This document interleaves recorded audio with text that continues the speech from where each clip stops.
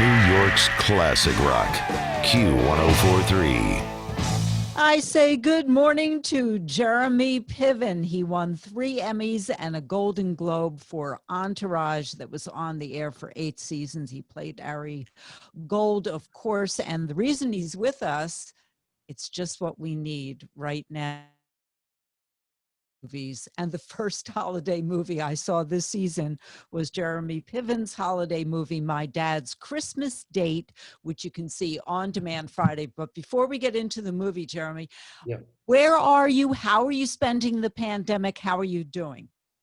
Well, it's nice to see you, and thank you. I saw my mother, Joyce Piven, yesterday, and it's a blessing because I get to see her more, and that means that I have to be very careful and conscious of who I'm around and all that kind of stuff. So we have to look at this stuff as blessings, and a reset.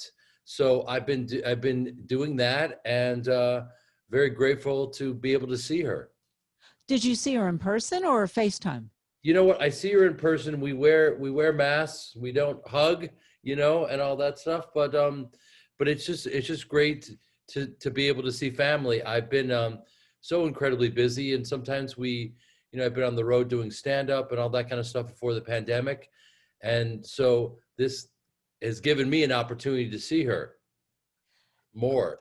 And where are you? I am at 2006. No, I can't tell you exactly my address. Not that we could visit. This is amazing. You're in LA? I am in Los Angeles, and last night I did an outdoor, socially distanced comedy show until 1:00 and so that's why I might be drinking coffee as we speak. So I apologize. It's funny you say that. I was talking to Caroline Hirsch, the founder of Caroline's on Broadway. Yes. And, they're shut down, and they Yes. couldn't even get the okay to do an outdoor comedy show. No. And in LA, your restrictions are even tighter than here. So you're really lucky. But how have you been spending the pandemic the last 7 months? What have you been doing? First of all, I miss Caroline's. And I think we all miss gathering and laughing. And, for those fools that count New York out, don't do it. And they will be back for sure. And, we did it in LA by just being outside, and people were incredibly happy to be there and laugh. And we're all wearing masks, and we navigate the best that we can. And, the last movie I did before we got shut down was My Dad's Christmas Date. And, I'm glad that you got a chance to see it. And we do need, it's like that comfort food. We need to laugh. And I play a guy who, this will sound a bit morbid, but lost his wife and is having trouble communicating with his daughter. And she knows how lonely he is. So she decides to hook him up on these dates unbeknown to him.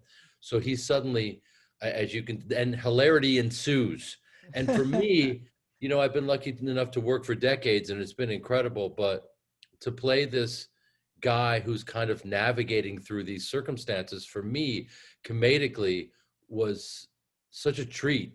And I don't get to do that. And it's oddly enough what I do best. And so it was an honor to do it, and I can't wait for people to see it. Oh, and also co-starring is Jolie Richardson as your best friend and actually an ex-girlfriend, right? Yes. And she's incredible. She's always great to see her. She obviously, Jolie comes from acting royalty. And it was an honor to work with her. And it was funny, we met before we started filming, and you have to kind of invent these relationships out of thin air with people. But with her, it was second nature. She felt like someone I had known. I come from an acting family as well, a stage acting family, and she was just incredible. And part of my background is improv, and so I just started mixing it up and going off script with her. And I studied in London at the National Theatre, so I know what their drama schools are like there, and they're incredible, but they don't have sketch comedy and improv there. So for her, it was a new experience. And we just laughed so hard, and she said it was like doing jazz, and she was really thankful to be able, and it was a new experience to do that for her. Um, and so, as you can see, it was a very kind of alive relationship that was very improvisational and fun.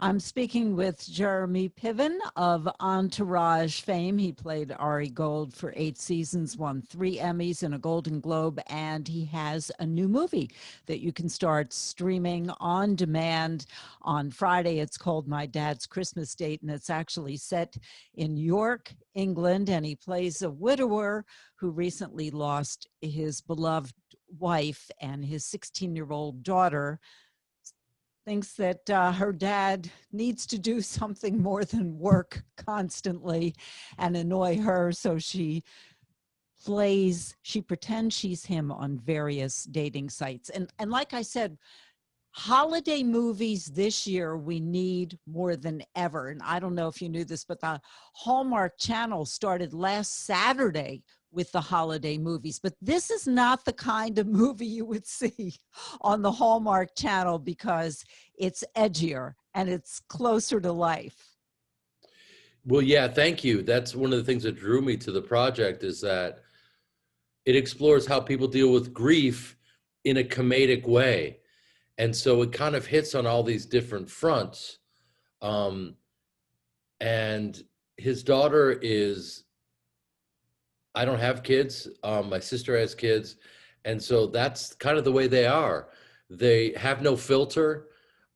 They have more information accessible to them than we did. And so that relationship is kind of fascinating. And then you add grief on top of that, and then the comedy, and everybody wins.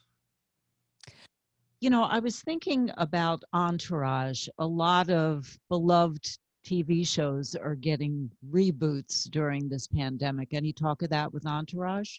No, there was this talk that I had kind of started a rumor about that, but the reality is that I'm lucky enough to interact with people, and they reach out to me and they miss it.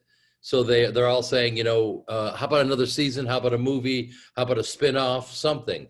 So I just kind of engage with them on that front, and yeah, I think I think that connection has kind of really never been broken. People are very curious about the show and want to see it again.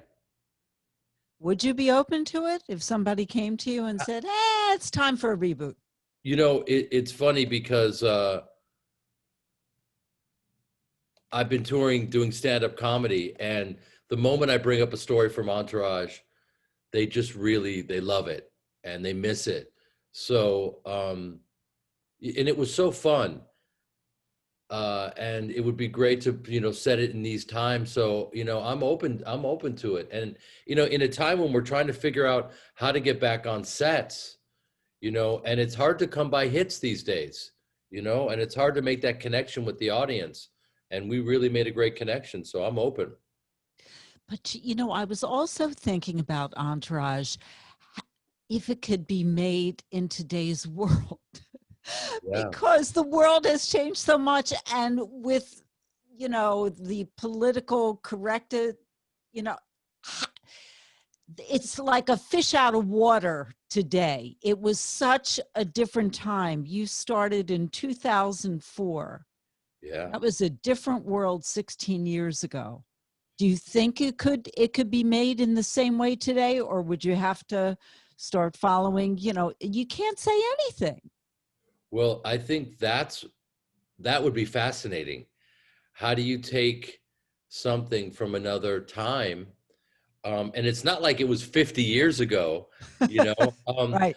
but things have changed, and how do we navigate these times? And I think it would be even more volatile and interesting and funny and dangerous today than ever, because how would a guy like Ari Gold, who is very volatile, and exactly where you stand with him, and he works hard, and he's misunderstood, and he loves his wife, and he's monogamous, yet you think he's a pig. So there are all those dualities with that character, and how would he survive and thrive in these politically correct times? And what could be funny is he would last about 30 seconds. So that could be very funny. But then how does he regroup, and how does he navigate this cancel culture? That, I think, that would be fun to watch. Well, how do you navigate it as a stand-up? That's a great question. I think that people, and I'm not just saying this, I think people really genuinely just want to laugh right now. And we had a saying in my house growing up: you can say whatever you want as long as it's funny. Which sounds dangerous, but if it's funny, then you have some insight into it, and you're reaching people. It's one of those things on stage where, that's really our last arena where we can embrace our freedom of speech. But do you, or do you censor yourself? Because, because like you said, the cancel culture, you could have people who are in front of you who take offense to what you're saying.